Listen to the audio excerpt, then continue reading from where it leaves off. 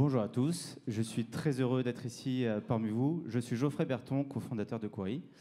Et voilà, on va vous parler un petit peu de publicité, des médias et du grand changement qui arrive aujourd'hui dans la publicité, qui est la fin des cookies et de la data utilisateur. J'ai la presse qui arrive. On a parlé beaucoup ce matin. Il y avait une presse, non? Ça arrive, super, ok. On vous a parlé beaucoup ce matin, en fait, de tout ce qui est production de contenu, création de contenu. Donc, on a eu Twitch, on a eu Webedia, on a eu trois startups qui faisaient aussi de la production de contenu. Et une fois qu'on a fait cette production de contenu et qu'on l'a mis à disposition des internautes pour de la visite, bien sûr, derrière, il faut la monétiser. Et c'est là que le marché de la publicité arrive. Donc, la zapette vibre. Le marché de la publicité, première chose à savoir, pour prendre les bases, c'est un marché de 300 milliards de dollars dans le monde. Donc c'est un marché énorme. Et quand vous regardez la particularité du marché de la publicité en ligne, vous avez tous les gros géants du web qui se prennent une grosse part du gâteau. Donc c'est pas un hasard si Amazon, par exemple, a connu la plus grosse croissance sur le marché en faisant 31 milliards de dollars de recettes sur la publicité. C'est pas un hasard si Apple s'est lancé dans la publicité il n'y a pas longtemps, et ce n'est pas un hasard non plus si Microsoft, hier, a signé le contrat d'exclusivité pour afficher de la pub pour la première fois chez Netflix.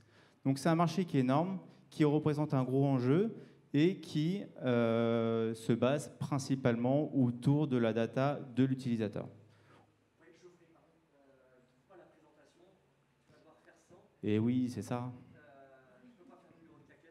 Et non. Ouais. Ça ira? Je pose la zapette, comme ça on est tranquille. Donc, la data de l'utilisateur. Donc, c'est vous qui allez créer de la data à des fins de ciblage publicitaire. Je vais collecter un maximum de data sur vous. Je vais poser ce qu'on appelle des petits cookies, qui sont des trackers, et qui vont me permettre de faire le lien entre mes bases de données et les datas que j'ai sur vous et votre visite en instantané sur le web. Je pourrai en faire des prédictions. C'est comme ça que le marché fonctionne. Et quand vous regardez ce qui fait peur aujourd'hui sur le marché, c'est que généralement, on partage à plus de 10 000 acteurs vos données en instantané. Donc, maintenant, vous avez tous vu avec le RGPD, ça devient obligatoire. Vous avez un petit message de consentement qui vous demande si vous êtes d'accord pour partager votre donnée quand vous avez sur un site. Quand vous regardez le détail, vous avez la liste des acteurs. Cette liste d'acteurs, généralement, est très réduite. Elle correspond à une variété beaucoup plus large des gens qui sont en France, mais aussi à l'étranger, qui partagent leurs données. Voilà, je l'ai. Donc, je vous avais prévu une petite liste des acteurs qui sont là. On va y arriver, ça change. Voilà. Et en fait, ça, c'est une toute petite partie, parce que ça ressemble plutôt à ça. Donc, voilà, je vous avais dit que c'était 10 000. Ne vous cassez pas les yeux à essayer de compter. Mais voilà, tous ces acteurs-là vont partager la donnée, vont la faire éventuellement fructifier, faire des projections sur vos modèles. Donc les petits cookies, je vous en parlais, c'est les petits trackers que je vais poser sur votre site web qui vont me permettre de vous retrouver. Donc je vais faire le lien, comme je vous l'ai dit, entre ma base de données et la donnée que j'ai chez vous et votre visite en instantané. Le problème des cookies et de la data en général, c'est que aujourd'hui le cookie est menacé. Pourquoi ? Vous savez, il y avait le RGPD, mais il y a aussi d'autres lois qui sont dans le monde qui demandent aujourd'hui le consentement pour collecter de la donnée et pour poser des cookies. Donc ça, c'est une première barrière. On a déjà constaté dans le monde de la publicité une grosse baisse de collecte de données et de tracking des données à cause de ce phénomène. Le deuxième phénomène, il est technologique. C'est-à-dire que vous avez des plateformes à des fins de protection de la vie privée ou à des fins un peu plus mercantiles, pour fermer éventuellement leur réseau à l'accès à d'autres partenaires, vont couper tout simplement la pose de ce qu'on appelle le cookie. Donc c'était déjà le cas avec Safari et Firefox. Ça va l'être, et ça a été annoncé en 2020 par Google. Chrome va supprimer les cookies, ce qu'on appelle les cookies tiers, par défaut sur les sites des e-commerçants, des éditeurs. Donc ça, aujourd'hui, ça pose un problème clair. Quand on fait la loi, les problèmes de loi et les problèmes technologiques, automatiquement, aujourd'hui, 50% de l'audience n'est plus adressable par de la donnée utilisateur. Et demain, en fin 2023, on sera quasiment à 80%. Ce qui fait qu'on a un challenge qui est très important. Pour les annonceurs, eh ben, tout simplement, vous manquez votre audience. Vous n'êtes plus capable de faire du bon ciblage et vous manquez 50%, bientôt 80% de votre audience. C'est des clients que vous perdez. Et pour les éditeurs, donc ceux qui créent du contenu et qui essaient de gagner leur vie avec la publicité, eh ben, il y a 50% et bientôt 80% de l'inventaire qui seront de moins en moins monétisables et qui auront moins en moins de valeur pour les annonceurs. Donc qu'est-ce qu'on fait?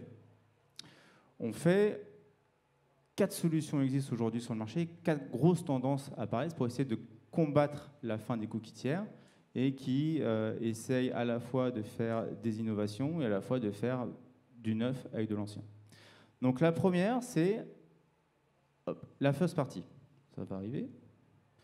La first party, c'est quoi? C'est quand vous êtes un annonceur, que vous avez une grosse audience, par exemple, je sais pas, un Carrefour, un Amazon. Amazon, c'est très bien. Amazon collecte énormément d'informations et connaît ses clients. C'est très bien de connaître ses clients, on va y arriver. C'est très bien de connaître ses clients, mais vous ne connaissez pas les non-clients, vos futurs clients qui vont venir. Donc vous êtes sur une population qui est restreinte, qui est très efficace et très performante, qui vous permet de convertir bien, que vous connaissez très bien, mais vous n'êtes pas capable d'aller chasser des nouveaux clients en dehors de votre audience que vous connaissez déjà. La deuxième solution, c'est l'Unique ID. On va y arriver. L'Unique ID, c'est quoi?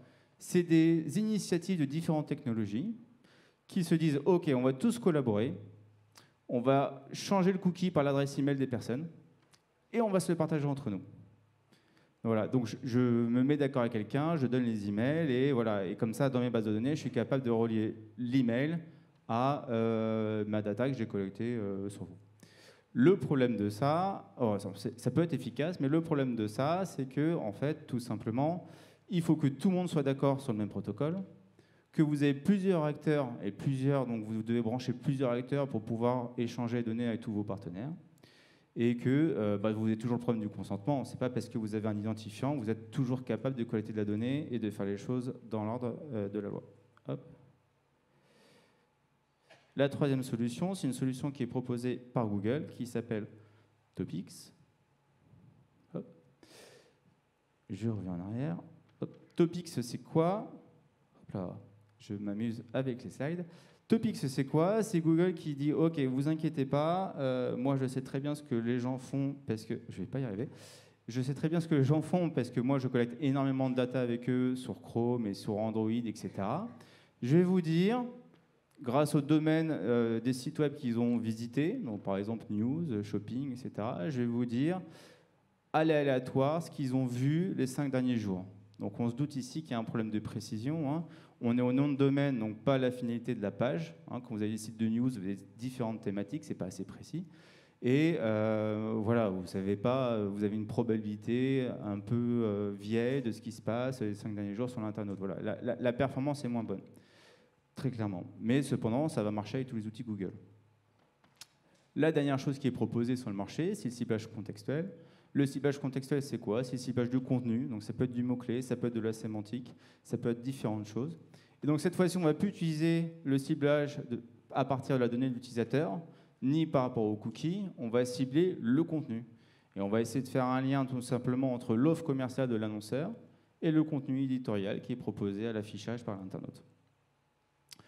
Le problème de ça, c'est qu'on n'est plus du tout sur de la donnée utilisateur. Si vous voulez cibler les personnes qui ont visité votre site ou si vous voulez cibler vos anciens clients, ce n'est plus possible. On est sur du ciblage contextuel et donc de l'attention, quelque chose qui est en train d'être visité par l'internaute.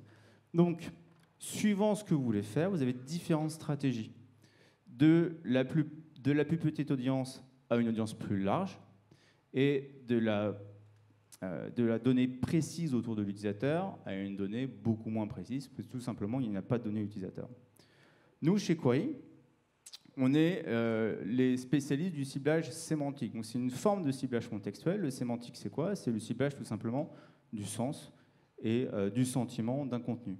On va chercher un contenu, plutôt que de chercher les mots-clés qui sont dedans, on va tout simplement le comparer par rapport à une base de connaissances qu'on a montée avec nos serveurs en machine learning, et on va dire, voilà, ça parle plutôt de sport, plutôt de fashion, plutôt d'automobile, etc. Et nous, on croit très fort dans notre logiciel. Pourquoi? Parce que tout simplement, dans un monde autour de la donnée utilisateur qui est en train de se raréfier, de se compacter autour de certains utilisateurs qui ont accepté de partager leurs données, il est nécessaire pour nous, justement, d'aller chercher les 50-80% d'audience restantes et essayer de leur donner de la valeur. Donc voilà, comme je vous disais, on est capable de reconnaître du contenu, on est capable de reconnaître du genre, on est capable de reconnaître de l'âge. Et essayer justement, plutôt que de faire du ciblage contextuel de base par rapport au sport, foot, voilà, automobile, etc., on essaie plutôt de faire du profiling sémantique. Donc par exemple, le training geek, qu'est-ce qu'il regarde? Il va regarder des jeux vidéo, il va passer du temps sur Twitch, il est plutôt jeune, il garde plutôt tel type de discours, etc.